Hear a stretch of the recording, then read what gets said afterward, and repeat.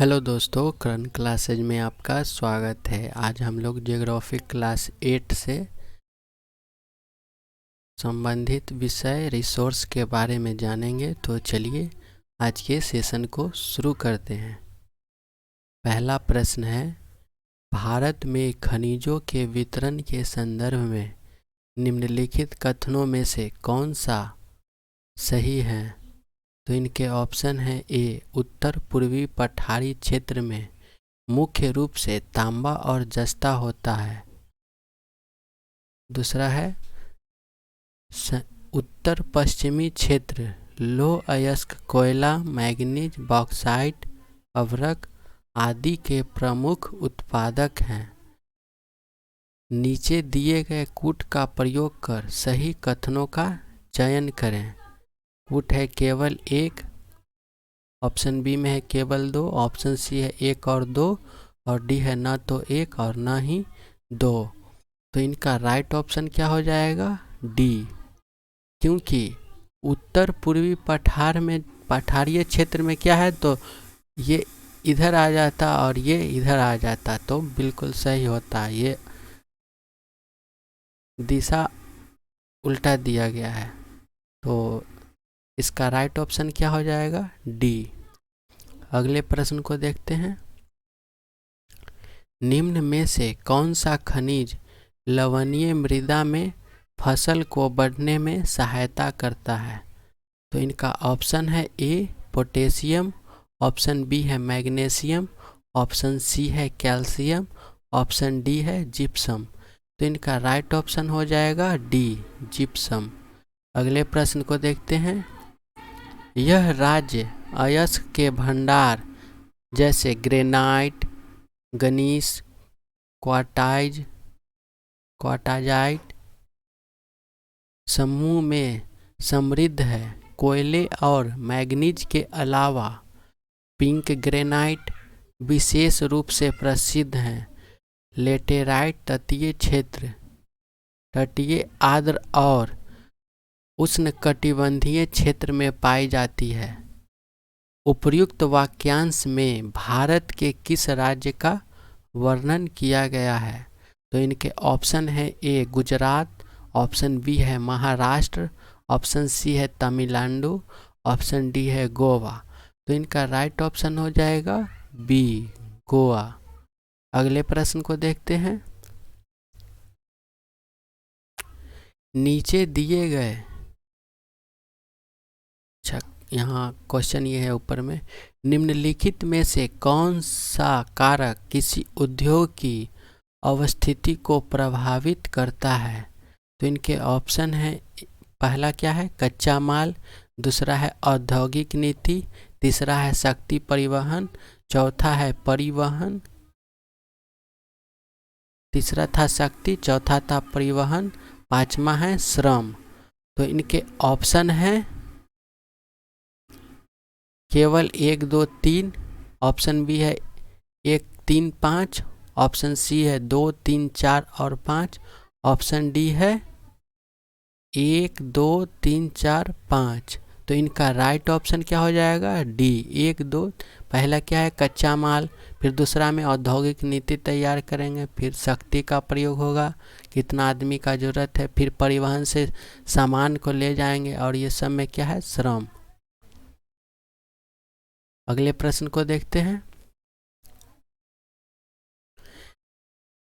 भारत में लौह अयस्क के संबंध में निम्नलिखित कथनों पर विचार करें।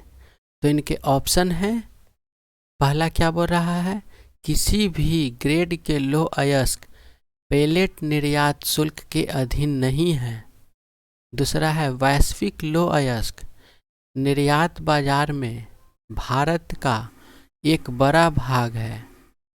तीसरा क्या कह रहा है? भारत में मैग्नेटाइट अयस्क के आधे से अधिक भंडार कर्नाटक में है।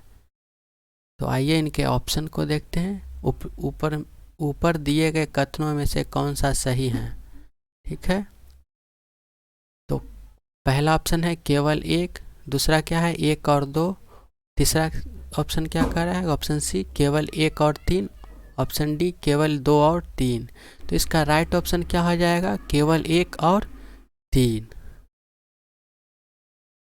अगले प्रश्न को देखते हैं। गैर नवीकरणीय ऊर्जा के संबंध में निम्नलिखित में से कौन सी हानि है? तो इनके ऑप्शन है ए, गैर नवीकरणीय ऊर्जा के दोहन के लिए स्पष्ट प्रौद्योगिकी मौजूद हैं।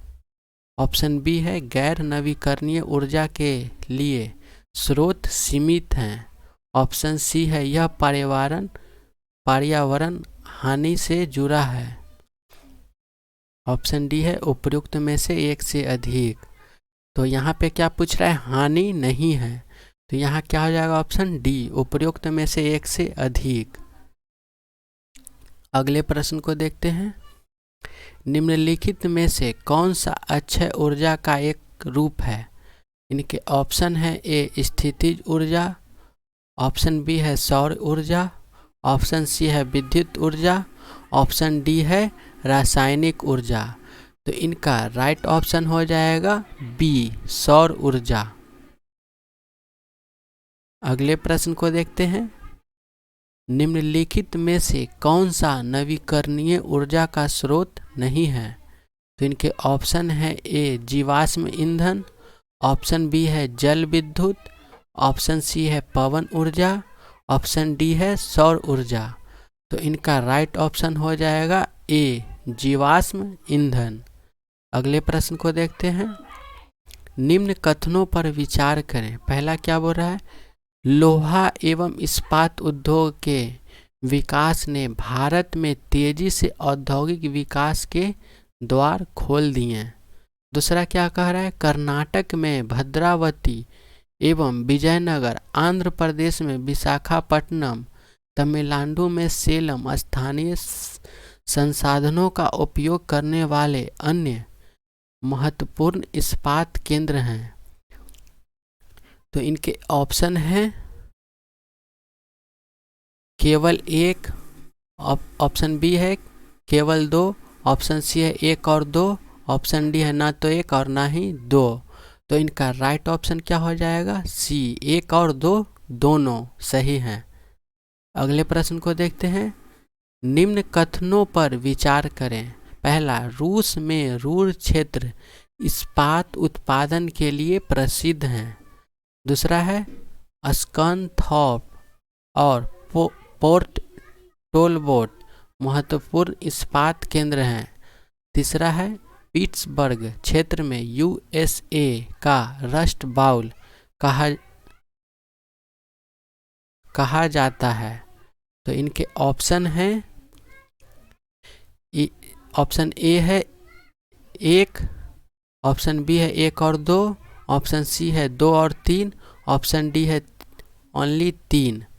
तो इनका राइट ऑप्शन क्या हो जाएगा? डी, ओनली तीसरा ही सही है।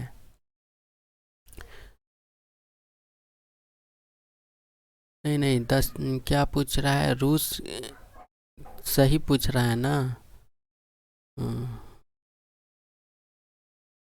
तो इसमें क्या हो जाएगा? 2 और 3 दोनों सही हो जाएगा, 2 भी सही होगा। तो ये आपका सही हो जाएगा ऑप्शन सी, स्कनथॉर्प और पोर्ट टोलबोट महत्वपूर्ण इस्पात केंद्र हैं। ठीक है, तो 10वां का क्या हो जाएगा? सी इसका राइट ऑप्शन हो जाएगा। 2 और 3 दोनों सही होगा। अगले प्रश्न को देखते हैं। निम्नलिखित में से कौन सा देश दुनिया में मछली का सबसे बड़ा उत्पादक है? तो इनके ऑप्शन है ए, चीन। ऑप्शन बी है कनाडा। ऑप्शन सी है ब्राज़ील। ऑप्शन डी है संयुक्त राज्य अमेरिका। तो इनका राइट ऑप्शन क्या हो जाएगा? ए, चीन। अगले प्रश्न को देखते हैं। लाल मिट्टी के निर्माण के लिए निम्नलिखित में से कौन सी मूल चट्टान है? तो इनके ऑप्शन है ए, ग्रेनाइट। ऑप्शन बी है गनीस। ऑप्शन सी है क्वार्टरजाइटस। ऑप्शन डी है उपरोक्त सभी। तो इनका राइट ऑप्शन क्या हो जाएगा? डी, उपरोक्त सभी। अगले प्रश्न को देखते हैं। निम्नलिखित कथनों पर विचार कीजिए। पहला, उष्ण कटिबंधीय सदाबहार वन उच्च तापमान और उच्च वर्षा वाले क्षेत्रों में पाए जाते हैं। दूसरा क्या कह रहा है, झाड़ियाँ तथा लताएं की उपस्थिति इस प्रकार के वन की महत्वपूर्ण विशेषता है। अब इनके उपरोक्त कथनों में से कौन सा सही है, ये दोनों को ऑप्शन से देखते हैं। ऑप्शन ए कह रहा है 1, ऑप्शन बी कह रहा है सिर्फ 2, ऑप्शन सी कह रहा है 1 और 2 दोनों, ऑप्शन डी कह रहा है ना ही 1 और ना ही 2। तो इनका राइट ऑप्शन क्या हो जाएगा, सी, 1 और 2 दोनों सही होगा। अगले प्रश्न को देखते हैं। निम्नलिखित कथनों पर विचार करें। पहला क्या कह रहा है, वह वनस्पति जो मानव सहायता के बिना स्वाभाविक रूप से विकसित हुई है और लंबे समय तक मनुष्यों के हस्तक्षेप से बची हुई है, अछूती वनस्पति कहलाती है। दूसरा क्या कह रहा है, रूफ गार्डनिंग एक प्राकृतिक वनस्पति का प्रकार है। ऑप्शन तीसरा क्या बोल रहा है, दीप्तकाल एक स्थान द्वारा प्राप्त सूर्य के प्रकाश की अवधि है। दीप्तिकाल एक स्थान द्वारा प्राप्त सूर्य के प्रकाश की अवधि है। तो उपरोक्त में कथन को देखते हैं। तो अब कौन सा सही ऑप्शन से देखते हैं। तो ऑप्शन ए क्या बोल रहा है, केवल 1 और 2। ऑप्शन बी क्या बोल रहा है, केवल 2 और 3। ऑप्शन सी क्या बोल रहा है, केवल 1 और 3। ऑप्शन डी क्या बोल रहा है, 1, 2 और 3। तो इनका राइट ऑप्शन क्या हो जाएगा, सी, केवल 1 और 3। ठीक है, ये आज का लास्ट क्वेश्चन था। तो आज के सेशन को हम लोग यहीं पर समाप्त करते हैं। धन्यवाद।